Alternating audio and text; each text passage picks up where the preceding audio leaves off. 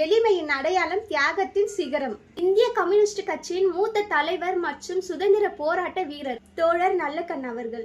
இவர் 1924 டிசம்பர் 26ஆம் தேதி திருநெல்வேலி மாவட்டத்தில் ஸ்ரீவைகுண்டத்தில் ஒரு விவசாய குடும்பத்தில் பிறந்தவர். அவரது 18 வயதில் இந்திய கம்யூனிஸ்ட் கட்சியில் உறுப்பினராக இணைந்தார். இளம் சிறு வயதிலேயே போராட்டத்தில் ஈடுபட்டவர்.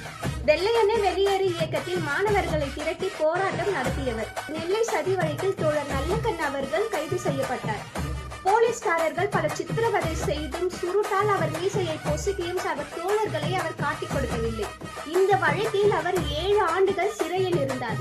அன்றைய காலகட்டத்தில் தலித் மக்கள் நிலையான வீடுகளோ நிலங்களோ வைத்திருக்க முடியாத சூழ்நிலை இருந்திருக்கு.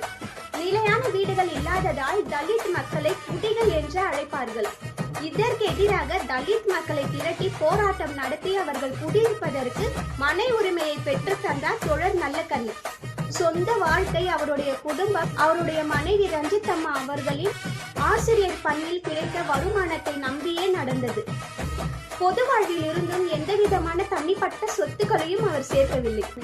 இதுதான் அவருடைய பொது உடைமை தத்துவத்தின் நடைமுறை. இவர் சுமார் 25 ஆண்டு காலம் விவசாய தொழிலாளர் சங்கத்தின் தலைவராக இருந்து ஒடுக்கப்பட்ட விவசாய தொழிலாளர்களுக்காக போராடியவர்.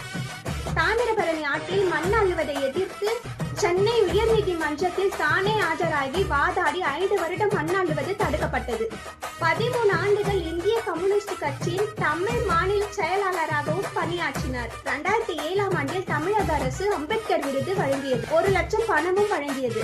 அந்த பணத்தை இந்திய கம்யூனிஸ்ட் கட்சிக்கு 50,000 விவசாய தொழிலாளர் சங்கத்திற்கு 50,000 பிரித்து கொடுத்தார். இந்திய கம்யூனிஸ்ட் கட்சி 1 கோடி ரூபாய் திரட்டி நிதியாக அவரிடம் கொடுக்கப்பட்டது. அந்த பணத்தையும் தன் சார்பாக மீண்டும் கட்சிக்கே கொடுத்துவிட்டார்.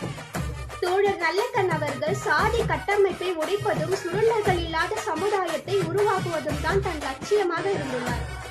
தீண்டாமைக்கு எதிரான போராட்டங்களில் தீவிரமாக பங்கேற்றவர். நெல்லை சாதி கலவரத்தின் போதிலும் அமைதியை கடைபிடித்தவர். தோழர் நல்லக்கண் அவர்களின் வாழ்க்கை இன்றைய தலைமுறையினருக்கு ஒரு பாடம். போராட்டமே வாழ்க்கை என்று வாழ்ந்து காட்டிய மகத்தான தலைவர்.